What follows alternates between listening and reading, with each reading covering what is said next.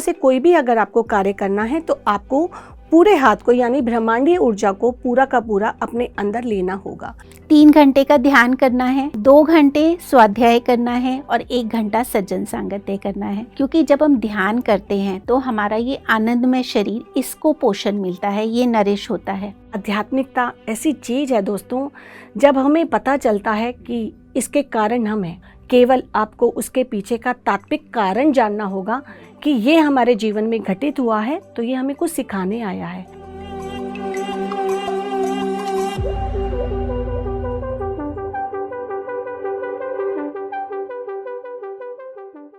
नमस्ते दोस्तों, पीएमसी हिंदी की संपूर्ण स्वास्थ्य श्रृंखला में आज हम आपका स्वागत करते हैं। मैं स्नेह गुप्ता और मैं निधि गुप्ता। स्पिरिचुअल टैबलेट के अनमोल खजाने में से आज हम आपके लिए एक नया मोती और लेकर आए हैं, जिसका नाम है यूनिवर्सल एनर्जी फील्ड और कॉस्मिक एनर्जी फील्ड। लेकिन ये एनर्जी वर्ड जो हम दैनिक जीवन में अपने सुनते हैं, ज़्यादातर ऊर्जा, जब हम कई बार ऐसा फील करते हैं कि हम लो फील कर रहे हैं, आज हमारे अंदर ऊर्जा नहीं है, या हम कई बार कहते हैं कि हम एनर्जेटिक फील कर रहे हैं, तो ये ऊर्जा जब हम ध्यान में नहीं आते, आध्यात्मिकता में नहीं आते, तो ये ऊर्जा हम कहाँ से लेते हैं? तो ये ऊर्जा जो हमें मिलती है निधि जी, ये हम अपने दैनिक जीवन में सोकर, यानी जब हम निद्रा में जाते हैं तो हम ये ऊर्जा लेते हैं। निद्रा में जाकर सुबह उठकर हमें ऐसा लगता है कि हम तरोताज़ा हैं, हम ऊर्जावान हैं। और कई बार आपका व्रत होता है, आप कुछ नहीं खाते, तो आपको लगता है आज तो मैं बहुत लो फील कर रही हूँ, तो भी हमें खाने के द्वारा ये ऊर्जा मिलती है। तो अर्थात हम ये ऊर्जा अपने प्रापंचिक जीवन में खाने के द्वारा या निद्रा के द्वारा लेते हैं। लेकिन आध्यात्मिकता में इस ऊर्जा को लेने के 2 तरीके हैं, ये कॉस्मिक एनर्जी और एक आपका व्यक्तिगत, जिसे हम व्यक्तिगत ऊर्जा क्षेत्र कहते हैं, और दूसरा हमारा यूनिवर्सल एनर्जी फील्ड, जिसे हम सार्वभौमिक ऊर्जा क्षेत्र कहते हैं। व्यक्तिगत ऊर्जा क्षेत्र यानी कॉस्मिक एनर्जी, जो हम अपने द्वारा ध्यान के द्वारा, जब हम निधि जी हम बहुत ज्यादा ध्यान करते हैं तो ये ऊर्जा हमें बहुत ज्यादा मिलती है, बहुत तायत में मिलती है। ऐसे ही जो ये यूनिवर्सल एनर्जी फील्ड है, जिसको हम सार्वभौमिक ऊर्जा कहते हैं, ये पूरे ब्रह्मांड से मिलती है। ये ब्रह्मांड हमें सबको एक जैसी ऊर्जा देता है, जबकि कॉस्मिक एनर्जी आपकी व्यक्तिगत ऊर्जा है। और जो ये ब्रह्मांड से ऊर्जा मिलती है, ये सबकी सम्मिलित ऊर्जा होती है। यानी हमारे जो 5 किंगडम हैं, आपका मिनरल किंगडम, आपका plant kingdom, animal kingdom, human kingdom और आपका डिवाइन किंगडम, इन सब की सम्मिलित ऊर्जा को हम हमारे पास जो एक रूप में आती है, उसे हम यूनिवर्सल एनर्जी फील्ड कहते हैं। इसे हम निधि जी एक एग्जांपल के द्वारा समझ सकते हैं। हाँ जी। जैसे अगर आप देखें, इलेक्ट्रिसिटी एक पोल पर लगी हुई है, वो पोल सब घरों में एक जैसी इलेक्ट्रिसिटी दे रहा है, ना किसी को कम दे रहा, ना किसी को ज्यादा दे रहा। हाँ। लेकिन जब वो आपके पर्सनल घर में आती है तो आप उसका कैसे प्रयोग करते हैं? आप अपने घर में हो सकता है 2 पंखे चला रहे हो सकता है 4 पंखे चला रहे हो, या 2 लाइट जला रही हो। ये खपत आपकी अपनी होती है, जिसको हम कॉस्मिक ऊर्जा के साथ जोड़ सकते हैं। लेकिन जो विभाग ने सबको एक जैसी दी, उसे हम यूनिवर्सल एनर्जी के रूप में देख सकते हैं। इसको हम निधि जी एक एग्जाम्पल के साथ और समझते हैं। जैसे ये आपका हाथ है, इसे हम यूनिवर्सल एनर्जी फील्ड लेते हैं, और ये हमारी उंगलियां, ये कॉस्मिक एनर्जी। जब हम कॉस्मिक एनर्जी के द्वारा कुछ भी कार्य करेंगे तो हमें हाथ को पूरा उठाना पड़ेगा। ऐसा नहीं होगा कि आप इस हाथ को उठाए बिना अपनी 1-2 उंगलियों को कार्य कर सकते हैं। इन उंगलियों से कोई भी अगर आपको कार्य करना है तो आपको पूरे हाथ को यानी ब्रह्मांडीय ऊर्जा को पूरा का पूरा अपने अंदर लेना होगा। तो इस तरह से हम ये दोनों ऊर्जा अपने जीवन में प्राप्त करते हैं। बिल्कुल स्नेह जी, आपने बहुत अच्छी तरीके से हमें बताया कि डिफ्रेंशिएट करके कि क्या कॉस्मिक एनर्जी है और क्या यूनिवर्सल एनर्जी है। अब ये जो यूनिवर्सल एनर्जी फील्ड है, जैसे कि हमें नाम से ही पता चल रहा है, यूनिवर्सल यानी कि सभी के लिए एक समान रूप से इसके अंदर ऊर्जा होती है, मतलब कोई किसी के लिए कोई भेदभाव नहीं होता। और अभी जैसे आपने हमें बताया कि इस ऊर्जा को हम नींद के द्वारा, पौष्टिक भोजन के द्वारा और ध्यान के द्वारा हम इस ऊर्जा को ग्रहण कर सकते हैं। अब ध्यान के अलावा हमारे पास और भी कई ऐसे रास्ते हैं जिनके द्वारा हम इस ऊर्जा को ले सकते हैं, जिसमें से कि सबसे पहला जो हमारे पास उपाय होता है वो है बी विद नेचर, यानी कि प्रकृति के साथ रहना। कुछ ऐसे जो प्राकृतिक स्थान होते हैं जैसे कि पर्वत, पहाड़ हो गए, कभी हम किसी पहाड़ी इलाके में जाते हैं या फिर कहीं नदी के किनारे हो गया, या कोई जैसे पार्क्स होते हैं, वहाँ पर जब हम जाते हैं तो बहुत ज़्यादा अपने आप को एनर्जेटिक फील करते हैं। अब अगर हम एक एग्जांपल लें कि मॉर्निंग वॉक करने के लिए तो सभी पार्क्स में जाते हैं, तो जब कभी भी हम पार्क में जाते हैं तो हम क्या देखते हैं, हमारे चारों तरफ पेड़ पौधे, सुंदर सुंदर फूल होते हैं, हरियाली होती है, हमें पक्षियों की आवाज़ें सुनाई देती हैं, बटरफ्लाइज होती हैं। मतलब हम जहाँ तक देखते हैं ना, हमें सिर्फ एक खुलेपन का एहसास होता है, एक वननेस की फीलिंग आती है। तो जब हम इन प्राकृतिक स्थानों पर जाते हैं तो हम अपने आप ही एनर्जेटिक, अपने आप को ऊर्जा से भरा हुआ महसूस करते हैं।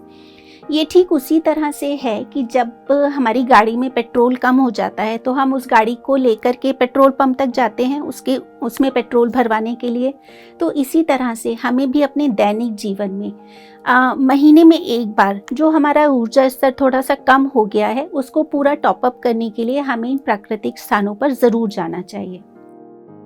इसके बाद हमारे पास एक दूसरा जो उपाय है वो है छोटे बच्चों के साथ जब हम समय बिताते हैं, उनके साथ जब हम खेलते हैं तो क्या होता है, जैसे छोटे बच्चों का स्वभाव कैसा होता है कि वो एक क्षण में नाराज़ हो जाते हैं, फिर दूसरे क्षण में वो उस चीज़ को भूल भी जाते हैं। तो जब हम बच्चों के साथ बिल्कुल बच्चे बन जाते हैं, उनके साथ खेलते हैं, अगर वो क्रॉल कर रहे हैं तो हम भी क्रॉल कर रहे हैं, वो तोतली भाषा में बात करते हैं तो वैसे ही हम बात करें, तो कहीं ना कहीं पर ऐसा होता है कि जो हमारे अंदर एक ईगो होता है, हम जो अपनी एक फॉल्स आइडेंटिटी को कैरी कर रहे हैं कि मैं तो बड़ा हूँ, मतलब मैं इस तरह से हूँ, तो वो हमारी जो फॉल्स आइडेंटिटी होती है वो कहीं ना कहीं हमसे छूट जाती है।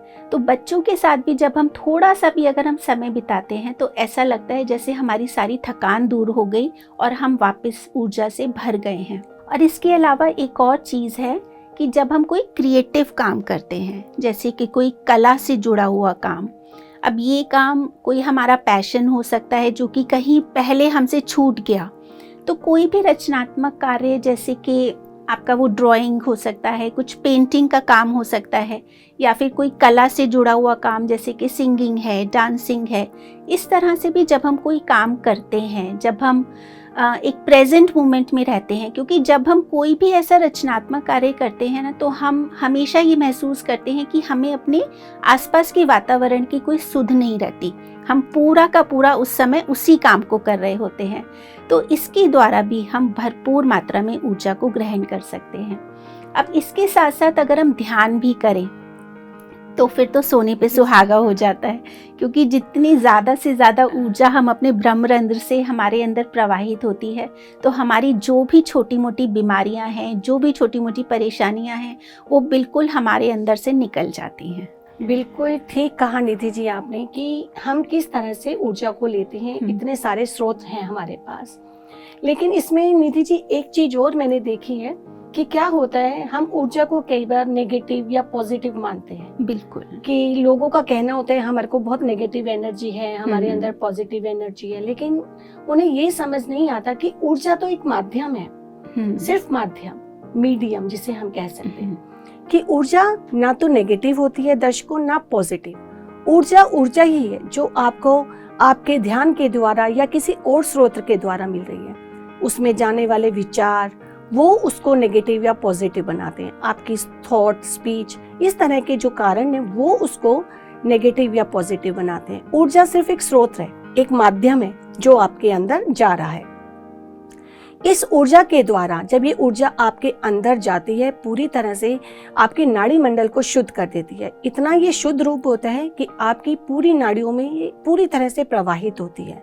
और जब ये प्रवाहित होती है तो धीरे धीरे आपके अंदर क्या होता है, छोटी छोटी जो कई बार हमारे अंदर दर्द की पीड़ा या दर्द होती है, वो धीरे धीरे स्वतः ही ठीक होने लगती है। तो ये ऊर्जा का इतना शुद्ध रूप होता है। अब हम इसके साथ एक चीज और जोड़ सकते हैं, जैसे ब्लड भी हमारा एक माध्यम है। ब्लड को हम निधि जी कभी ये नहीं कहते कि ये नेगेटिव ब्लड है या पॉजिटिव ब्लड, तो हम ऊर्जा को कैसे कह सकते हैं? लोगों को ये समझ नहीं आता कि ये ऊर्जा जो है एक शुद्ध रूप है। तो ब्लड में क्या होता है, जब हम कार्बन डाइऑक्साइड के साथ वो जुड़ता है तो हम उसे अशुद्ध कह सकते हैं। और जब ऑक्सीजन के साथ जुड़ता है तो हम उसे शुद्ध कह सकते हैं। लेकिन वो एक माध्यम है, ना वो सकारात्मक है ना नकारात्मक, अर्थात ना पॉजिटिव ना नेगेटिव। ऊर्जा ब्लड के अंदर क्या होता है, उसका वो दैनिक प्रोसेस है, वो अपने आप ही उसका प्रोसेस होगा, आप उसको कम या ज़्यादा नहीं कर सकते। जो नेचुरल सिस्टम है उसका, उसी तरह से वो प्रोसेस करेगा। लेकिन हम ऊर्जा को मैनिपुलेट कर सकते हैं, उसको हम कम ज़्यादा कर सकते हैं। आप ज़्यादा ध्यान करेंगी तो ज़्यादा ऊर्जा मिलेगी, लेकिन हम ब्लड को ऐसा नहीं कर सकते। ब्लड, जब हम इस ध्यान में आते हैं ना दोस्तों, तो क्या होता है, हमारी ब्लड से संबंधित कुछ बीमारियां होती हैं। जैसे हम समझें कि हमें हीमोफीलिया या हमारा हीमोग्लोबिन कम है, एनीमिक है, या हार्ट रिलेटेड हमें कोई डिजीज़ है। इस तरह से ब्लड से संबंधित जो हमारी डिजीज़ होती हैं वो धीरे धीरे ठीक होने लगती हैं। निधि जी, यहाँ मेरा खुद का एक अनुभव है। अच्छा, बताइए आप हमें। जब मैं ध्यान से पहले मेरा हमेशा ब्लड कम रहता था, मैं खुद हीमोग्लोबिन। एनीमिक थी। हाँ, मैं एनीमिक थी। कहीं मैं ब्लड डोनेट करने भी जाती थी तो मुझे वो रिजेक्ट कर देते थे कि आप अच्छा। एनीमिक हो, घर जाओ। अच्छा। लेकिन ध्यान में आने के बाद जो पहले 7-8 रहता था, आज मेरा हीमोग्लोबिन 11 और 12 रहता है। अच्छा। मतलब मुझे खुद नहीं पता चला कि ध्यान से वो मेरा हीमोग्लोबिन कैसे बढ़ गया। तो इस तरह से ध्यान की ऊर्जा हमारे अपने अंदर की जो खून से संबंधित बीमारियां होती हैं उसे भी ठीक करने लगती है। ये सिर्फ एक माध्यम का काम करती है। इससे हमारी एक सर्कुलेटरी फोर्सेस जो होती है, उस टैबलेट को भी हम खून से संबंधित बीमारियों के लिए अप्लाई करते हैं, जिसके बारे में आगे चर्चा होती रहेगी। बिल्कुल स्नेह जी, आपने बहुत ही अच्छे तरीके से बताया। और ये जो आपने हीमोग्लोबिन का बताया, तो इससे तो हमारे दर्शकों को बहुत फ़ायदा होगा, क्योंकि बहुत सी महिलाओं को ये हीमोग्लोबिन, बहुत सी महिलाओं का लो रहता है, सबको शिकायत रहती है। तो ऑफ कोर्स अब उनको पता चलेगा कि इस ऊर्जा को लेके वो अपना हीमोग्लोबिन बगैर किसी दवाई के ठीक कर सकती हैं। तो अब हम इस ऊर्जा को लॉ ऑफ अट्रैक्शन, जो एक हमारा यूनिवर्सल लॉ है, उसके द्वारा भी हम बहुत अच्छी तरह से समझ सकते हैं। यूनिवर्सल लॉ, जो ये लॉ ऑफ अट्रैक्शन है, ये हम सभी जानते हैं कि जो कुछ भी हम यूनिवर्स में देते हैं, वैसी ही सिचुएशंस को हम अपने जीवन में अट्रैक्ट करते हैं। अब ये जो आपने अभी विचारों की बात की कि ये जो विचार होते हैं, ये विचार हमारे कई तरह के होते हैं। पॉजिटिव थॉट्स होते हैं, नेगेटिव थॉट्स, मिराकुलस थॉट्स होते हैं, constructive thoughts and destructive thoughts. अब अगर हम एक सामान्य व्यक्ति की बात करें तो वो पूरे दिन भर में 60,000 से लेकर और 70,000 तक के विचार उसके दिमाग में चलते रहते हैं। अब ये जो हमारी ऊर्जा होती है, ये हमेशा ही प्योर फॉर्म में होती है, बिल्कुल शुद्ध होती है, लेकिन हमारे विचारों के द्वारा ये प्रभावित होती है। अब अगर एक व्यक्ति है जो कि किसी भी वजह से परेशान है, दुखी है, या सपोज उसके जीवन में कोई आर्थिक संकट है, तो उसके मन में विचार कैसे चलेंगे? वो क्या सोचता रहता है हर वक्त कि ये मेरी परेशानियां कब खत्म होंगी, या ऐसा सब कुछ मेरे साथ ही क्यों होता है, भगवान ने मेरे साथ ऐसा क्या किया? तो उसके अंदर हमेशा ये नेगेटिव विचार चलते रहते हैं। उसकी वजह से उसकी जो ऊर्जा है वो उससे प्रभावित होती है, और उसके अंदर से जो वाइब्रेशंस निकलती हैं, जो यूनिवर्स में जाता है, वो भी नेगेटिविटी जाती है, और वो और ज़्यादा इसी तरह की सिचुएशंस को अपने जीवन में अट्रैक्ट करता है। वहीं जो एक दूसरा व्यक्ति है जो कि हमेशा खुश रहता है, उसके सामने चाहे कोई भी परेशानी आए, लेकिन वो हमेशा पॉजिटिविटी के साथ ही उस सिचुएशन को लेता है, तो उसके आसपास का माहौल कैसा होगा? ऑब्वियसली उसकी जो ऊर्जा है वो हमेशा पॉजिटिव होगी, और जो वो यूनिवर्स में दे रहा है वैसी ही सिचुएशंस को वो अट्रैक्ट करेगा। तो यहाँ पर अगर हम अपने विचारों को थोड़ा सा माइंडफुल होकर के देखें, थोड़ा सा हम अवेयर हो जाएं, तो हम इस ऊर्जा का इस्तेमाल और बेहतर ढंग से कर सकते हैं। अब यहाँ पर हमने ये तो देखा कि हमने इस ऊर्जा को कैसे लिया, और अब इसका सही इस्तेमाल हमको कैसे करना है। ऐसे कौन से फैक्टर्स हैं जिनके द्वारा हमारी ये ऊर्जा अनावश्यक रूप से खर्च हो जाती है? तो स्नेह जी, मैं आपसे रिक्वेस्ट करूंगी कि आप हमें, हमारे दर्शकों को इसके बारे में बताइए। निधि जी, आपने बहुत सुंदर तरीके से बताया कि विचार कैसे हमारी ऊर्जा को नष्ट करते हैं। तो दर्शकों, हमारे खाली विचार ही नहीं, हमारी बहुत सारे 5 फैक्टर्स होते हैं जो हमारी ऊर्जा को बिना जाने नष्ट करते हैं। इन 5 फैक्टर्स के बारे में हमें थोड़ा जानना होगा। जैसे पहला था थॉट, विचार, जिसके बारे में निधि जी ने अभी बताया कि जो विचार होते हैं बहुत अच्छे से समझाया उन्होंने, आपको समझ में भी आया होगा। लेकिन कई बार हमारे मन में ये होता है कि हम सिर्फ मन में सोच ही तो रहे हैं, चाहे वो हम नेगेटिव सोचें या पॉजिटिव, उससे किसी व्यक्ति को क्या फ़र्क पड़ता है। लेकिन आपने देखा होगा कई बार रिश्ते में या किसी और संबंध में हम किसी व्यक्ति के मन में के बारे में अपने मन में कोई गलत विचार भी ले आते हैं, तो वो वाइब्स उसके पास पहुंचती हैं, हमें पता भी नहीं चलता। हमें लगता है मन में सोचा है, उसको कुछ थोड़ी बोला है, लेकिन धीरे धीरे हमारे उसके साथ संबंध खराब होने लगते हैं। तो ये जो आपकी सोच है, ये आपकी ऊर्जा को धीरे धीरे नष्ट करती है, कम करती है, धीरे धीरे ड्रेन करती है। तो आपको अपनी सोच में भी नेगेटिव थिंकिंग नहीं लानी, अर्थात आपको हमेशा पॉजिटिव और मिरेकुलस ही सोचना है। दूसरा फैक्टर निधि जी आता है हमारा स्पीच, जो हम आम भाषा अपनी प्रयोग कर रहे हैं, आज जैसे हम अभी भी बोल रहे हैं। तो ये बोल चाल आप कैसे करते हैं, हमारे शब्द कैसे हैं, दूसरों को नुकसान पहुंचाने वाले हैं, दूसरों को हर्ट कर रहे हैं, या हम नेगेटिव शब्दों का ज़्यादा प्रयोग कर रहे हैं या न्यूट्रल शब्दों का ज़्यादा प्रयोग करें। तो हमें अपने शब्द भी, अपनी वाणी भी हमेशा पॉजिटिव और मिरेकुलस रखनी चाहिए। कबीर जी ने जैसे कहा भी है, ऐसी वाणी बोलिए मन का आपा खोए, औरन को शीतल करे खुद ही शीतल होए। तो इस तरह से जब हम अपनी वाणी को भी शुद्ध कर लेते हैं तो हमारी ऊर्जा किसी भी रूप में ड्रेन नहीं होती और वो धीरे धीरे हमारे अंदर कंज्यूम रहती है, अंदर रहती है। तो तीसरा फैक्टर हमारा आता है टाइम, यानी कि समय। ये समय क्या है, इस समय का हम कैसे सदुपयोग करते हैं। जैसे पत्री सर ने भी हमें समझाया है कि एक भी क्षण आपको अपना व्यर्थ नहीं करना चाहिए, एक एक पल को आपको उसका प्रयोग करना है। कई बार होता है कि हम सोचते हैं 5 मिनट ही तो हम वेस्ट कर रहे हैं, उन 2 मिनट, वो 1 मिनट, वो एक क्षण भी हमें आध्यात्मिक कार्यों या दूसरों की सेवा में वो लगाना चाहिए, व्यर्थ नहीं गंवाना चाहिए। जैसे आपके हाथ में कॉइन्स हैं, आप एक कॉइन भी कटर में फेंकोगे? बिल्कुल नहीं फेंकोगे, क्योंकि वो एक कॉइन भी आपके लिए बहुत महत्वपूर्ण है।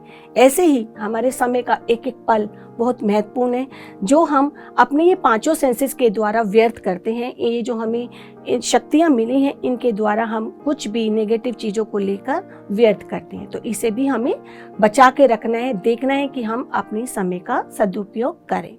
चौथा फैक्टर आता है हमारा पोजीशन एंड प्लेस, यानी कि एक स्थान से हम दूसरे स्थान पर जाना, या हमारी खुद की पोजीशन क्या है।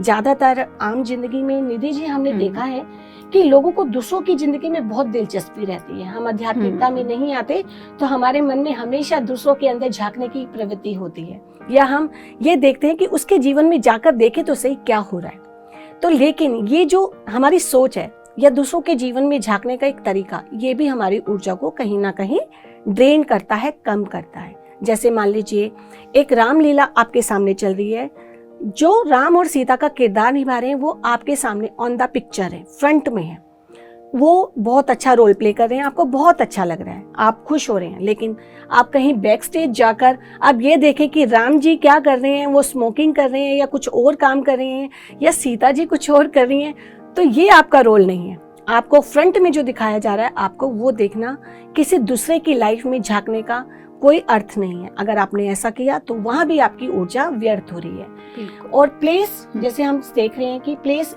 यानी एक स्थान से हम दूसरे स्थान पे जा रहे हैं। कई बार होता है हमें किसी पार्टी का इनविटेशन आ जाता है, वो हो सकता है नॉन वेजिटेरियन पार्टी है और हम प्योर वेजिटेरियन हैं, हमें वहां जाके अच्छा नहीं लग रहा, लेकिन एक सोसाइटी के लिए हम वहां जाके खड़े हो जाते हैं और हम वहां जाकर लो फील कर रहे हैं, सोच रहे हैं क्यों आ गए यहाँ, बिल्कुल अच्छा नहीं लग रहा, तो हम क्यों जाएं। उस समय का हम सदुपयोग करें। वहां अगर आपके पास जाना बहुत जरूरी है तो उस समय को सदुपयोग करके आप वहां कहीं भी साइड में बैठकर ध्यान कर सकते हैं, आप प्रेजेंट में रह सकते हैं और अपनी सांसों के साथ जुड़ सकते हैं। तो इस तरह से हम अपने पोजीशन और प्लेस का भी सदुपयोग करें। अब लास्ट फैक्टर हमारा आता है मनी, जो हम कमाते हैं। हमारे अर्निंग का स्रोत क्या है? वो स्रोत हो सकता है हम एनिमल बिजनेस के द्वारा ले रहे हैं, या किसी को धोखाधड़ी के द्वारा भी हम कई बार करते हैं। कई बार हम ब्याज बट्टा बहुत ज्यादा लेकर दूसरों को बहुत नुकसान पहुंचाते हैं। ये तरीके से जब हम अपनी कमाई कर रहे हैं तो इसके द्वारा भी ऊर्जा हमारी नष्ट होती है निधि जी, क्योंकि ये तरीका सही नहीं है। हो सके तो हमें अपना बिजनेस चेंज करना चाहिए, या किसी वजह से ऐसा नहीं होता तो हमें उस पैसे को भी सदुपयोग में लगाना है। अर्थात आप आध्यात्मिकता में उस पैसे को प्रयोग कर सकते हैं, जैसे कि पिरामिड बनवाने में आप प्रयोग कर सकते हैं, या हमारे अन्नदान में प्रयोग कर सकते हैं, या पैम्पलेट बनवाने में प्रयोग कर सकते हैं, ध्यान सिखाने में प्रयोग कर सकते हैं, या आप कोई भी ऐसा प्रोग्राम ऑर्गेनाइज कर सकते हैं जिसमें लोगों को ध्यान सिखाया जाए। अर्थात आध्यात्मिकता में जब हम उस पैसे का प्रयोग करते हैं तो हम उस एनर्जी को सेव कर पाते हैं। तो ये पांचों तत्वों के द्वारा निधि जी हम अपनी ऊर्जा को बचा सकते हैं, सेव कर सकते हैं। बिल्कुल स्नेह जी, आपने इतने अच्छे तरीके से विस्तार से और डिस्क्राइब किया है। जैसे आप स्पीच के बारे में बता रहे थे, तो कई बार हम भी महसूस करते हैं कि अगर हमें 2 मिनट का भी गुस्सा आता है, हम कुछ भी बोल देते हैं, लेकिन ऐसा लगता है कि उस 2 मिनट में हमारी सारी ऊर्जा निकल गई। बिल्कुल सही कहा आपने। तो बिल्कुल अपने शब्दों का बिल्कुल सही तरह से उपयोग करें, जहाँ पे जितना ज़रूरी हो उतना बोलें, अदरवाइज हम मौन में रहें। और जैसे अभी आपने धन के बारे में कहा, तो सबके अलग अलग तरह के काम होते हैं, तो कोई बात नहीं, लेकिन हम उस धन का अगर हम सदुपयोग करते हैं, कहीं पर हम स्पिरिचुअल वर्क में अगर हम करते हैं, तो हम अपने उस धन की ऊर्जा को चेंज कर सकते हैं। तो अब ये जो ऊर्जा है, अब मुझे तो यही पता चल रहा है कि ये जो ऊर्जा है ये इतनी ज़्यादा इम्पॉर्टेंट है, जैसे कि ब्लड हमारी फिजिकल बॉडी के लिए बहुत ज़्यादा इम्पॉर्टेंट होता है। और तो इसी तरह से जो कॉस्मिक एनर्जी है, ये हमारे सोल सिस्टम के लिए एक ईंधन का काम करती है। अगर हमें अपनी आत्मा की प्रगति करनी है, आगे बढ़ना है, तो इस कॉस्मिक ऊर्जा को हमें ज़्यादा से ज़्यादा अपने अंदर ग्रहण करना होगा। बिल्कुल सही। अब इस ऊर्जा को हम ध्यान के द्वारा ही ग्रहण करते हैं। अब ध्यान की बहुत सारी विधियां हैं। हमारे आसपास कितने लोग हैं जो कि अलग अलग विधि से ध्यान करते हैं, जैसे कि कोई मोमबत्ती की लौ के ऊपर अपना ध्यान केंद्रित करके ध्यान में बैठता है, या फिर कोई मंत्र उच्चारण करके भी ध्यान करते हैं, या फिर कई लोग किसी स्वरूप को अपने मन में धारण करके फिर उसका ध्यान करते हैं। लेकिन ध्यान के पीछे हमारा जो एक मेन मकसद है, जो हमारा उद्देश्य है, वो क्या होता है कि हमने ऊर्जा को ग्रहण करना है। लेकिन ये जो सारी विधियां हैं, इसमें कहीं ना कहीं हमारी ऊर्जा का इस्तेमाल हो रहा है। जैसे अगर हम कैंडल लाइट को देख रहे हैं तो आंखों के द्वारा हमारी ऊर्जा निकल रही है। अगर हम मंत्र उच्चारण कर रहे हैं तो वहां पर भी कहीं ना कहीं हमारी ऊर्जा का इस्तेमाल हो रहा है। लेकिन ये जो हम आनापानासति ध्यान करते हैं, जो कि हमें भगवान बुद्ध के द्वारा मिला, हमें हमारे पत्री सर ने हमें इसको उपलब्ध कराया, आनापानासति ध्यान को। इसमें क्या होता है, जब हम अपनी आंखें बंद कर लेते हैं तो हम अपनी 80% ऊर्जा को, और जब हम अपनी उंगलियों को इंटरलॉक कर लेते हैं तो हमारी 10% ऊर्जा, और जब हम अपने पैरों को क्रॉस कर लेते हैं तो हमारी बाकी की 10% ऊर्जा, यानी कि पूरी की पूरी 100% ऊर्जा हम अपने अंदर कंजर्व करके रखते हैं। इसीलिए कहते हैं कि 1 घंटे का जो ध्यान होता है वो 6 घंटे की नींद के बराबर होता है। और इससे हमें एक फ़ायदा और होता है कि जो ऊर्जा हमें अगर 6 घंटे सोने के बाद मिलती है, वो हमें 1 घंटे में मिल रही है, तो हमारा जो वो समय है उसको भी हम कहीं और सदुपयोग कर सकते हैं, यानी कि हमारी कार्य करने की क्षमता भी बढ़ जाती है। इसी के साथ साथ ध्यान के साथ अगर हम पिरामिड्स को जोड़ लें, पूर्णिमा ध्यान करें, ग्रुप मेडिटेशन करें, तो ये हमारी ऊर्जा को और 3 गुना बढ़ा देते हैं। तो इस तरह से इन कुछ उपायों को लेकर आनापानासति ध्यान करके हम अपनी इस ऊर्जा को बढ़ा सकते हैं। बिल्कुल ठीक कहा निधि जी आपने। ये तो बहुत अच्छा बताया कि 1 घंटा ध्यान हमारे 6 घंटे नींद के बराबर है। आजकल के युग में दोस्तों, जहाँ हम ये सोचते हैं कि इतना फास्ट लाइफ है, इतना हमारी जो जॉब होती है 14-14 घंटे की होती है, हमें रेस्ट नहीं मिलता, तो उससे बचने के लिए, अपने जीवन को सुरक्षित करने के लिए हम ध्यान में इस ऊर्जा को ज़्यादा से ज़्यादा ग्रहण कर सकते हैं।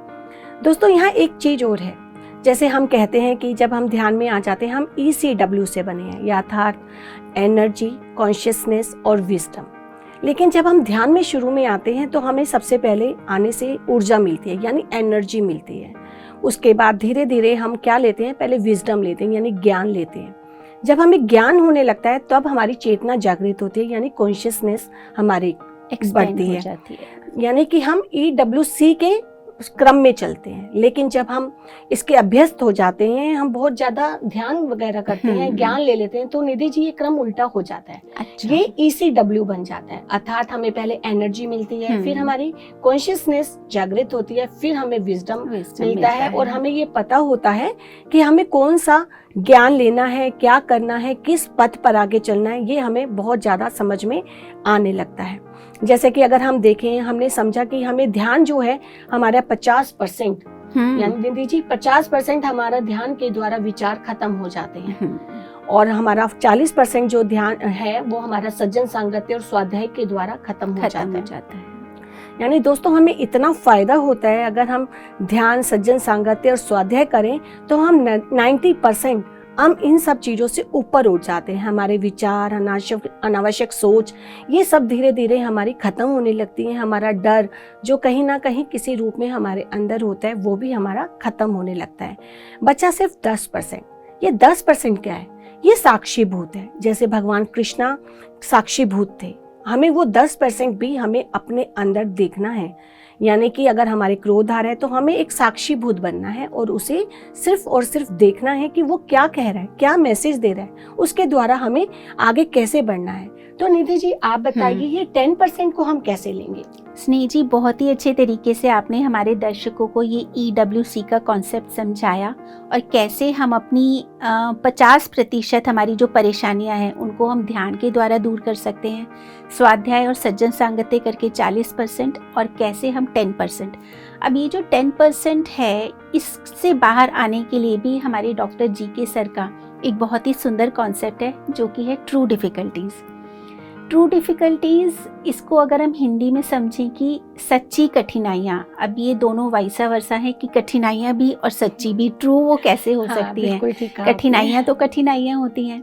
लेकिन ये जो कॉन्सेप्ट है इसके बारे में हम डिटेल में तो नहीं आज बात करेंगे, लेकिन ये जो ट्रू डिफ़िकल्टीज़ हैं, अगर हमारे जीवन में, हमारे जो हम भौतिक जीवन अपना जीते हैं, इसमें अगर हमको किसी भी तरह की कोई परेशानी आ रही है, चाहे तो वो फाइनेंशियल हो, कोई रिलेशनशिप हो या और भी कई तरह की परेशानियों से हम जूझते हैं, तो उससे बाहर आने के लिए हम इन ट्रू डिफ़िकल्टीज़ को अब सामने से अपने अंदर हम अडॉप्ट करते हैं कि ये जो ट्रू डिफ़िकल्टीज़ हैं ये कुछ ऐसे हमारे आध्यात्मिक कार्य होते हैं या कुछ ऐसे आध्यात्मिक संकल्प होते हैं जो हम अपने जीवन में जब करने के लिए जब हम इसका प्रण लेते हैं, हम एक आध्यात्मिक रास्ते पर आगे बढ़ते हैं। चाहे वो हमारे स्वयं के लिए हो सकता है या फिर हमारी कम्युनिटी के प्रति भी हो सकता है। हम अपने समाज के साथ भी काम कर सकते हैं मिलजुल कर। जैसे कि हम अपने स्वयं के लिए 40 दिन के ध्यान का संकल्प ले सकते हैं, या फिर हम अपने आसपास जो हमारे अड़ोस पड़ोस में लोग हैं, अपने मित्र हैं, रिश्तेदार हैं, उनको हम ध्यान सिखाने का संकल्प ले सकते हैं। या फिर कोई एक ऐसा वर्ग भी होता है जो हम कहते हैं, हम अगर इसको समझे जैसे स्लम्स में होते हैं, कई बार छोटे बच्चे होते हैं, वहाँ की महिलाएं होती हैं, उन लोगों को ध्यान के बारे में कुछ भी नहीं पता होता है, तो हम वहाँ पे जाके उनको ध्यान के बारे में जागरूक कर सकते हैं, उनको ध्यान करना सिखा सकते हैं, जिससे कि उनके जीवन में भी बहुत ज़्यादा परिवर्तन आएगा। तो इन ट्रू डिफ़िकल्टीज़ को हम अपने जीवन में अप्लाई करके अपनी किसी भी समस्या से बाहर आ सकते हैं, जिसका कि रास्ता हम अपने भौतिक जीवन में ही खोजते रहते हैं। लेकिन जैसे ही हम इन ट्रू डिफ़िकल्टीज़ को, यानी कि कोई आध्यात्मिक संकल्प, अब जैसे हम पिरामिड बनाने का संकल्प ले सकते हैं, जो कि एक मतलब मैं कहती हूँ बहुत ही अच्छा काम है। एक अगर हम पिरामिड बनाते हैं तो वो सिर्फ ना हमारे लिए, बल्कि जो कोई भी उसमें आकर के ध्यान करता है, सभी के जीवन को वो बदल देता है। तो इस तरह से ट्रू डिफ़िकल्टीज़ के द्वारा हम अपनी आत्मा की प्रगति तो करते ही हैं, साथ ही साथ समाज के लोगों को भी आगे बढ़ने में मदद करते हैं। तो ये जो ट्रू डिफ़िकल्टीज़ हैं, ये इसके द्वारा हम अपने इन 10% की जो हमारी परेशानियां रह जाती हैं, इसको हम इनके द्वारा दूर कर सकते हैं। निधि जी आपने बिल्कुल ठीक कहा। ये जो 10% हमारा होता है, हम इसको अपनी ये सच्ची कठिनाइयाँ या ट्रू डिफ़िकल्टीज़ के द्वारा ठीक कर सकते हैं। अर्थात दोस्तों, जैसे आपके जीवन में, दैनिक जीवन में जो भी परेशानियाँ अगर आप फेस कर रहे हैं या आ रही हैं, कुछ ऐसी परेशानियाँ जो आप उनको ठीक नहीं कर पा रहे, तो आप इन आध्यात्मिक कठिनाइयों को अपने जीवन में लाकर उन कठिनाइयों से दूर हो सकते हैं, उनसे निजात पा सकते हैं और अपने आध्यात्मिक जीवन में आगे बढ़ सकते हैं। इस तरह से हम ये 10% साक्षीभूत रहकर काम करते हैं। अब समझ में हमें ये आता है कि हम ध्यान कर रहे हैं, हमें ऊर्जा मिल रही है, लेकिन ये कई बार हमारे अनुभव कौन से होते हैं निधि जी? हमारे कई बार पानी के अनुभव हमें बताते हैं कि हमारी ऊर्जा कहाँ जा रही है। मतलब ये इतना इंटरेस्टिंग है कि जब हम ध्यान में आ जाते हैं और पानी से संबंधित हमें अनुभव आते हैं तो ये हमें बताता है कि हमारी ऊर्जा कितनी हमारे अंदर है। नहीं तो हमें ये भी नहीं पता चलता कि हमारी ऊर्जा हमारे अंदर कितनी है, कम है या ज़्यादा है। जैसे मान लीजिए दोस्तों, क्या होता है कि पानी आपको टपकता हुआ कहीं दिखे, आपके ध्यान में भी हो सकता है, वो ध्यान का अनुभव हो सकता है, आपका वो स्वप्न का अनुभव हो सकता है, या आपका आसपास के लोगों का भी अनुभव हो सकता है कि आसपास के घरों से आपको किसी टंकी से पानी गिरता हुआ आपको नजर आए, तो वो भी आपका ही अनुभव है। अगर आप डेली लाइफ में उसे देख रहे हैं, आपके नलों से पानी रिसता हुआ नजर आ रहा है, लीकेज वाटर दिख रही है, किसी भी तरह से पानी का रिसाव अगर आपको नजर आता है, तो निधि जी वो हमें बताता है कि हमारी जो ऊर्जा है वो कहीं ना कहीं ड्रेन हो रही है, निकल रही है। जो 5 तत्व आपको हमने पहले बताए, उन आपको 5 तत्वों को पूरी तरह से दोस्तों देखना होगा, उन्हें समझना होगा कि कारण क्या है। आपको सिग्नल मिल गया कि आपकी ऊर्जा निकल रही है, लेकिन कारण आपको खुद जानना होगा, अपनी आत्मा का अवलोकन करना होगा। जब आप ध्यान में बैठें तब भी आप देख सकते हैं कि आप पूरा दिन किस तरह से रहे, क्या विचार आपके अंदर आए, क्या आपने बोला, किस तरह से कार्य किया। तो इन सब के द्वारा आपको ये पता चलेगा कि आपकी ऊर्जा किस तरह से नष्ट हो रही है, किस तरह से ड्रेन हो रही है।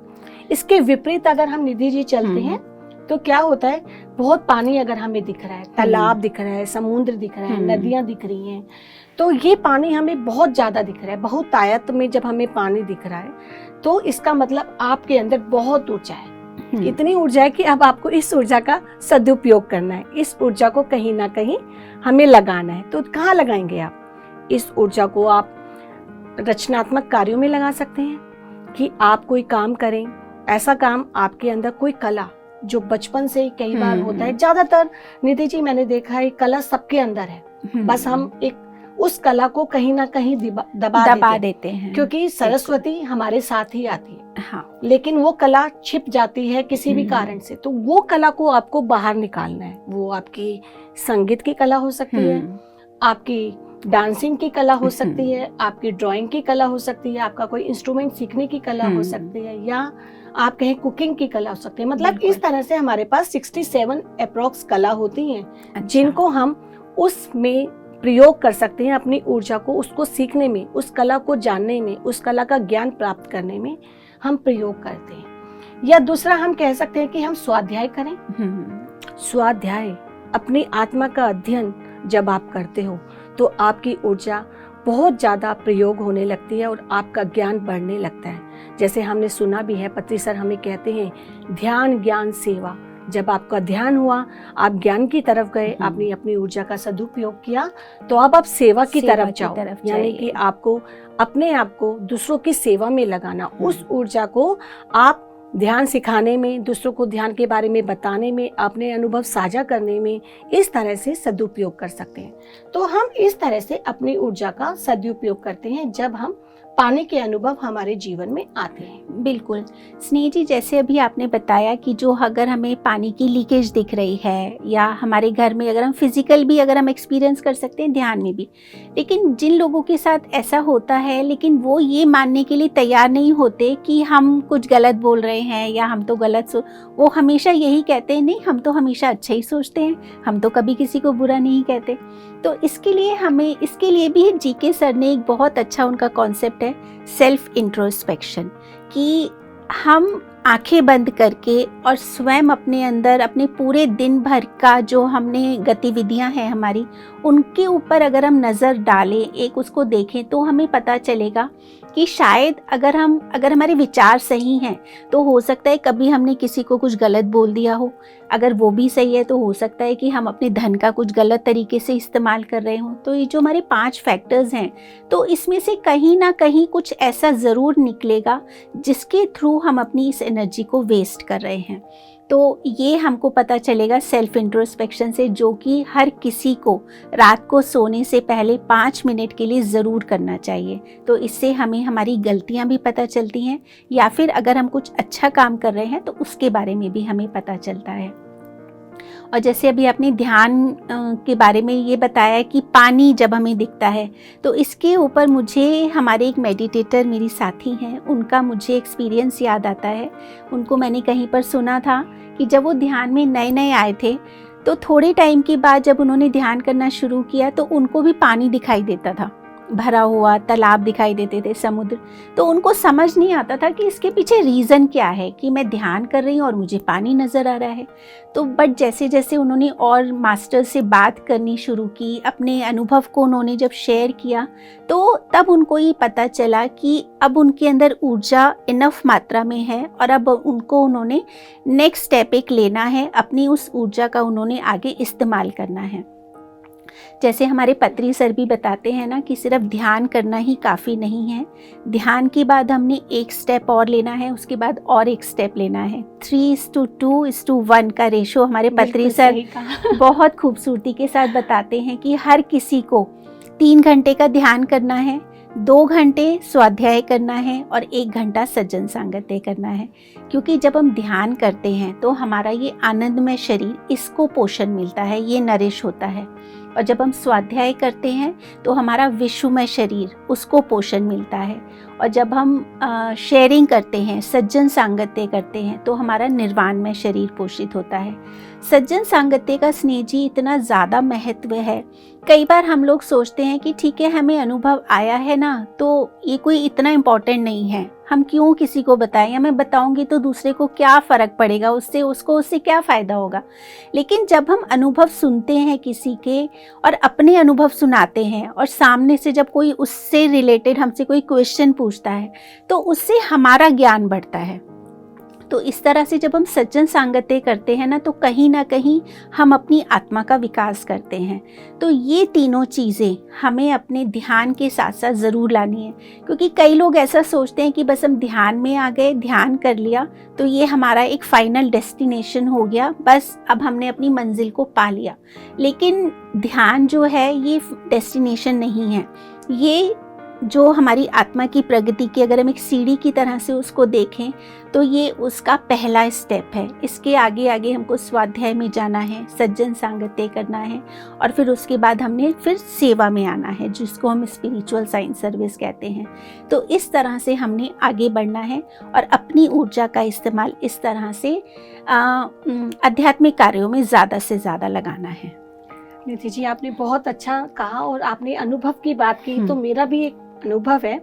जब मैं ध्यान में आई, थोड़े दिन बाद मुझे पहले से पानी के अनुभव होते थे। मतलब मेरे पड़ोसी की पानी की टंकी से पानी टपकता था। अच्छा। और वो बहुत ज्यादा, मुझे रोज उसकी आवाज सुनाई देती थी।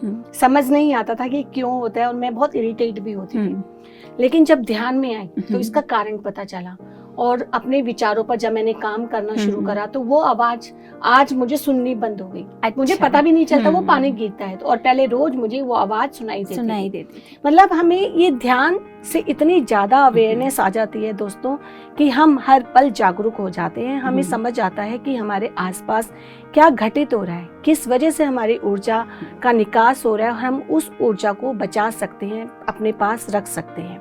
डॉक्टर जी के और पत्री सर ने हमें इतनी अच्छी तरह से समझा दिया है। तो निधि जी, एक चीज और है, हम इस ऊर्जा को 2 रूपों में बांट सकते हैं। ये बहुत ही मतलब इंटरेस्टिंग कंसेप्ट अगर हम समझे तो, कि ऊर्जा को हम 2 रूपों में कैसे देख सकते हैं। ऊर्जा तो ऊर्जा है, ऊर्जा को कैसे देखेंगे?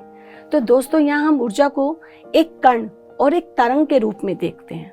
यानी ये विज्ञान ने सिद्ध कर दिया है कि ऊर्जा को आप तरंग और कण के रूप में भी देख सकते हो। कण यानी पार्टिकल, एक ठोस रूप में, और तरंग यानी एक वेव, जो आपको दिखाई नहीं देती, सिर्फ महसूस होती है। जैसे सूरज की किरणें आपको दिखाई नहीं देती, वो वेव्स हैं।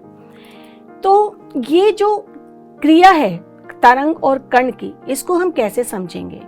जैसे मान लीजिए आपके शरीर में कई बार हमारे ट्यूमर्स वगैरह हो जाते हैं, इसे हम कैंसर की ट्यूमर भी ले सकते हैं या आम ट्यूमर भी ले सकते हैं, कोई गांठ भी हो सकती है, कोई भी गांठ हो सकती है, बिल्कुल। तो अगर हम उसे कण के रूप में लेते हैं तो वो जल्दी से डिसॉल्व नहीं होती, वो कण ही रहता है। लेकिन हम तरंग ले लेते हैं तो यानी तरंग है तो वेव होगी और वेव की ऊर्जा आर पार जाती है, बिल्कुल। तो हम धीरे धीरे उसके ऊपर जब काम करना शुरू कर देते हैं दोस्तों, तो ये ऊर्जा हमारी उस वेव को, उस गांठ को वेव के रूप में आर पार जाने लगती है, वो धीरे धीरे डिसॉल्व होने लगती है। मतलब आप सोच भी नहीं सकते कि कैंसर जैसी ट्यूमर्स हमारे इस ध्यान की ऊर्जा के द्वारा डिसॉल्व हो जाते हैं जब हम उन्हें एक तरंग मांगते हैं, तरंग के रूप में कार्य करते हैं। ऐसा निधि जी हमारे एक मेडिटेटर का अनुभव भी है। उनको क्या था, उनके सिर में 3-4 यहाँ पर गांठें थी। ओके। जब वो ध्यान में थी, लेकिन उनको इस आभास नहीं था कि मुझे काम कैसे करना है।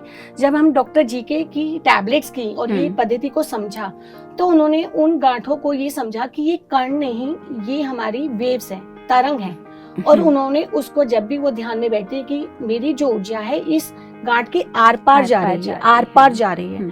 और आप बिलीव नहीं करेंगे दोस्तों, वो धीरे धीरे गांठें उनकी डिसॉल्व हो गई, वो पता भी नहीं चली। जो डॉक्टर ने एक सर्जरी बताई थी उन्हें कि सर्जरी के द्वारा आपकी गांठें निकलेंगी, और वो गांठें आपकी ध्यान के द्वारा, इस ऊर्जा के द्वारा एक के रूप में आपकी बंद हो गई, खत्म हो गई वो गांठें।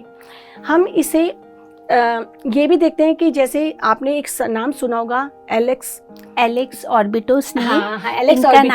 इनका नाम है एलेक्स ऑर्बिटो। ये साइकिक सर्जन हैं और फिलीपींस से बिलोंग करते हैं। और आपको जानकर हैरानी होगी कि ये 14 साल की उम्र में इनका हीलिंग जो जर्नी है वो स्टार्ट हो गई थी, जब इन्होंने अपने एक नेबर को, जो कि पिछले 10 साल से पैरालिटिक थे, उनको इन्होंने हील किया इसी साइकिक सर्जरी के द्वारा। तो इसको अब आप बताइए इसके बारे में। तो जैसे निधि जी ने बताया कि एलेक्स ऑर्बिटो ये एक साइकिक सर्जन है। ये क्या था दोस्तों, ये बचपन से उस ऊर्जा को के रूप में ही सबको देखते थे। मतलब इनके लिए चाहे वो वस्तु हो, चाहे वो इंसान है, यानी कोई सजीव चीज या निर्जीव चीज, यानी लिविंग और नॉन लिविंग, हर चीज को उन्होंने ऊर्जा के रूप में ही देखा। धीरे धीरे जब उन्होंने इसको समझा और उसको देखा, तो वो सर्जन बन गए। आज वो सर्जरी करते हैं बिना किसी चीर फाड़ के। वो अपने हाथों के द्वारा, किसी के पेट की सर्जरी करनी है या कहीं की भी, अपने हाथों के द्वारा उसे खोलते हैं और उसमें उसको उस चीज को जो उसके अंदर से निकालना है उसे निकाल देते हैं। तो ये इस तरह से काम करके, और एक पेपर लगा के, निधि जी सिर्फ एक पेपर लगा के वो वाइंड अप कर देते हैं। मतलब ये इतना अद्भुत तरीका है। जब हम एक कण के रूप में ना देख के एक ऊर्जा के रूप में किसी चीज को देखते हैं, एक वेव के रूप में देखते हैं, तो हम कुछ भी, किसी भी समस्या को दूर कर सकते हैं। आप एलेक्स ऑर्बिटो को अगर चाहें तो यूट्यूब पे या गूगल कर सकते हैं, तो आपको और ज्यादा इसके बारे में मिलेगा कि हम एक कण के रूप में ना देखकर एक वेव के रूप में जब हम काम करते हैं तो इस तरह हम कर सकते हैं। स्नेह, यहाँ पर ये भी होता है कि जैसे हमने गांठों की बात की, अगर हम उस ट्यूमर की गांठ को, या अगर स्टोन हो जाता है, अगर हम उसको पार्टिकल के रूप में देख रहे हैं कि मेरे किडनी में है या मेरे ब्रेन में है, तो जब हम उसको एक पार्टिकल के रूप में देख रहे हैं ना, तो हमारे दिमाग में क्या होता है, इसकी तो सर्जरी करानी पड़ेगी, ये तो बिना ऑपरेशन के निकलेगा ही नहीं। तो वो चीज़ हमको और ज़्यादा चिंता देती है, परेशानी देती है। तो हमारी जो वो एक जो हमें, हमारे सामने जो एक विपरीत परिस्थिति है, या हम कहें जो हम परेशानी में, वो हमारी और ज़्यादा बढ़ जाती है, क्योंकि हमारी जो मेंटल कंडीशन है ना, वो सर्जरी को लेकर के हम उसको एक्सेप्ट नहीं कर पाते। और वहीं अगर हम उसको एक तरंग के रूप में देख रहे हैं कि ये तो जस्ट एक बॉल है, और हम जो भी ध्यान करेंगे तो उसकी ऊर्जा आर पार जाएगी, और धीरे धीरे वो उस ऊर्जा वो उसको मेल्ट कर देगी या उसको डिसॉल्व कर देगी। तो अगर हम इसको इस तरह से समझे ना, तो भी ये बड़ा इंटरेस्टिंग लगता है कि हाँ, बस हम ध्यान ही ध्यान करें और ऊर्जा लें, तो हमारी चाहे वो कैसी भी परेशानी है वो हमारी दूर हो जाएगी। बिल्कुल ठीक कहा निधि जी आपने, क्योंकि ऊर्जा का दूसरा रूप तरंग, उस तरंग के द्वारा हम किसी भी अपनी बीमारी को दूर कर सकते हैं। और एक बात और है दोस्तों, ऊर्जा को हम कैसे देख सकते हैं, हमें ये भी समझना होगा। ऊर्जा को हम क्रिलियन की फोटोग्राफी के द्वारा भी देख सकते हैं कि आपके अंदर ऊर्जा का स्तर कितना है। डाउजिंग के पैटर्न्स के द्वारा भी हम ऊर्जा को समझ सकते हैं निधि जी, हाँ। कि हमारे अंदर ऊर्जा का स्रोत कितना है। बिल्कुल, डाउजिंग और एक क्रिलियन फोटोग्राफी, इसके द्वारा हम कितनी ऊर्जा ले रहे हैं, हमारी ऊर्जा का जो ऑरा है वो किस तरह से है, हमने अपने आप को बदलना है या हमने अपने ध्यान को बढ़ाना है, ये सब कुछ हम इन दोनों टेक्निक्स के माध्यम से हम जान सकते हैं। अब स्नेह जी, एक बात और हम अपने दर्शकों को बताएंगे कि हमारे आसपास ऐसे कई लोग हमने देखा होगा जनरली आम तौर पर कि अगर उनके जीवन में कोई परेशानी आती है, या सपोज़ उन्होंने कोई घर खरीदा या वो किसी नए घर में शिफ्ट हुए और उसके साथ ही उनको सपोज़ वो बीमार हो गए या कुछ और ऐसे मिस हैपनिंग हो गई, तो सबसे पहला रिएक्शन क्या होगा उनके घर वालों का? वो हमेशा छूटते ये बोलते हैं, तुमने ये घर लिया है ना, इसकी एनर्जीज ठीक नहीं है, आप ये घर बदल दो। या फिर अगर कोई कार खरीदी या स्कूटर खरीदा तो भी हमेशा से पहला रिएक्शन सबका यही होता है कि ये ना कार तेरे लिए ठीक नहीं है, इसकी जो एनर्जी है ना ये अच्छी नहीं है, ये नेगेटिव है, इसको बदल दो या इसको बेच के दूसरा ले लो तो तुम्हारी ये समस्या हल हो जाएगी। तो ये जो हम एक भौतिक जीवन में या हम कहीं प्रापंचिक जीवन में जो लोग रहते हैं, ज़्यादा मटीरियलिस्टिक होते हैं, उनके पॉइंट ऑफ व्यू से ये बात सही है। घर के लिए कई लोग ये सलाह देते हैं कि वास्तु करा लो, इसको यहाँ कर दो, ये दरवाज़ा ऐसे कर दो, तो ये जो घर की जो एनर्जीज़ है ना वो ठीक हो जाएंगी, आपके लिए सही तरीके से काम करेगा। तो कई बार वास्तु जो है वो भी एक विज्ञान है, वो गलत नहीं है। तो कई बार वास्तु कराने से भी हमारी वो समस्या हल हो जाती है, लेकिन वो जो हमारी समस्या का हल होता है ना वो टेम्परेरी होता है, क्योंकि जो समस्या हमें आई वो हमें क्या सिखाने आई है, वो हमें क्या उससे हमको सबक लेना है, हमने अपने अंदर क्या चेंजेस लाने हैं। जब तक हम उस समस्या के पीछे का ये नहीं समझेंगे कि ये हमें क्या देने आई है, जब तक हम वो सबक नहीं सीखेंगे ना, वो समस्या इन बाहरी उपायों से दूर नहीं होती है। अगर हम अपना वो स्कूटर बेच दें तो क्या होगा कि ठीक है वो समस्या हल हो गई, लेकिन वो चीज़ हमें कहीं ना कहीं और से घूम फिर करके वो हमें कहीं ना कहीं से फिर से हमें उसका सामना करना पड़ेगा, चाहे तो वो कोई बीमारी हो सकती है या वो कोई और तरह की परेशानी हो सकती है। तो ऊर्जा का जो विज्ञान है ना, जब तक ऊर्जा को हम किसी भी समस्या के साथ नहीं जोड़ सकते, समस्या को हमें समझ के उसके अनुसार अपने अंदर चेंजेस लाके उस सबक को सीखकर ही हम उस समस्या से बाहर आ सकते हैं। इसको हम ये नहीं कह सकते कि ये इसकी ऊर्जा खराब है तो इसको चेंज कर दो, ये घर में ऐसा है तो इसको चेंज कर दो। तो बिल्कुल निधि जी आप सही कह रही हैं। मैंने तो कई बार यहाँ तक देखा है कि लोग अपना घर भी तुड़वा देते हैं। हाँ, मतलब पूरा रेनोवेशन चेंज कर देते हैं वास्तु के अकॉर्डिंग। लेकिन जब हम ध्यान में आ जाते हैं दोस्तों, तो हम ये समझ पाए हैं कि we create our own reality, अर्थात हम ही हर चीज़ के रचयिता हैं। हमारे जीवन में जो कुछ भी घटित होता है, चाहे वो अच्छा हो चाहे वो बुरा हो, जब हमने खुद ही क्रिएट करा है तो हम दूसरों के पीछे क्यों भागे, दूसरा कारण क्यों ढूंढे। हमें सबसे पहले ये जानना होगा कि वो घर या वो कोई वाहन, उसके पीछे तात्विक कार्य क्या है, क्या कारण है जिसकी वजह से वो हमें क्षति दे रहा है या हमें नुकसान कर रहा है या हमारे को परेशानी हो रही है उससे।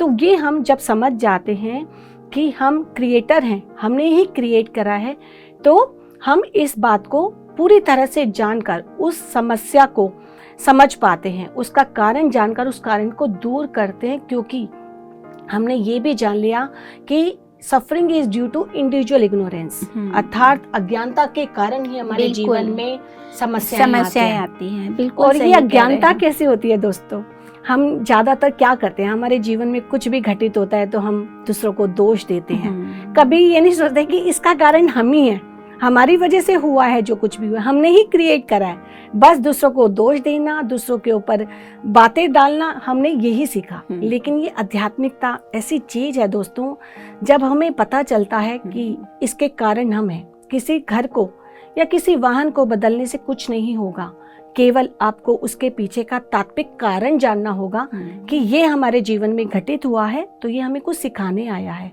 हमें कुछ बताने आया है। इस तरह से हम उसको जानकर अपनी ऊर्जा का सदुपयोग करके इसको खत्म कर सकते हैं, इस समस्या से निजात पा सकते हैं। बिल्कुल स्नेह, क्योंकि ऐसा करने से ना क्या होता है, अब अगर हम वास्तु के अकॉर्डिंगली अगर हम अपने घर में चेंजेस कराते हैं तो क्या करते हैं, हम अपने धन का भी नुकसान करते हैं, हम अपनी एनर्जी का भी नुकसान करते हैं, हम अपने समय का भी नुकसान करते हैं, और उसका हल कुछ भी नहीं निकलता, क्योंकि उसके पीछे जो सही वजह है वो हम नहीं जानते। क्योंकि उन परेशानियाँ जो हमें आई क्यों हैं, उनसे हमें कुछ सीखना है, तभी वो आई है ना। जब तक हम उनसे वो सबक, वो सीख नहीं लेंगे, वो नहीं निकलेंगी। तो ये जो ऊर्जा है, मुझे तो इतनी वंडरफुल तरीके से मतलब ऐसा है कि ध्यान के द्वारा ये जो ऊर्जा है, हमारी जो सारी समस्याएं हैं ना, उनका हल ये ऊर्जा ही है। जितनी ज़्यादा ऊर्जा हम लेंगे, जितना ज़्यादा हमें ज्ञान होता जाएगा, हमारी जो ये समस्या है वो अपने आप ही दूर हो जाएंगी। ये तो बिल्कुल ठीक है कि ऊर्जा के द्वारा हम सभी समस्याओं से निजात पा सकते हैं, क्योंकि ज़्यादा ध्यान, ज़्यादा ऊर्जा, ज़्यादा समझ, ज़्यादा ज्ञान, तो ये सब हमें समझना है। और हम इस जीवन में इस ऊर्जा के स्रोत को जितना ज़्यादा प्राप्त करते हैं, ये यूनिवर्सल एनर्जी और कॉस्मिक एनर्जी को, हम अपनी सभी समस्याओं को धीरे धीरे दूर कर पाते हैं। हमें ये समझ आ जाता है कि ये जो धरती है ये क्या है, सिर्फ एक पाठशाला जिसमें हम सीखने के लिए आए हैं। हम एक स्टूडेंट हैं जिसमें हमारी लर्निंग है कि कुछ भी हमारे जीवन में घटित हो रहा है वो किसी ना किसी कारण हुआ है, हमें सिखाने के लिए आया है। बिल्कुल स्नेह जी, तो इस तरह से। हाँ बिल्कुल स्नेह जी। तो आज ऊर्जा के बारे में हमने बहुत सारी बातें की, कैसे इसके स्रोत हैं, कैसे हमने इसको खर्च करना है, कैसे इसको अपने अंदर कंजर्व करना है। आशा करते हैं कि हमारे दर्शकों को ये हमारा कॉन्सेप्ट समझ आया होगा, और इसी के साथ हम आप लोगों से विदा लेते हैं। नमस्कार, धन्यवाद।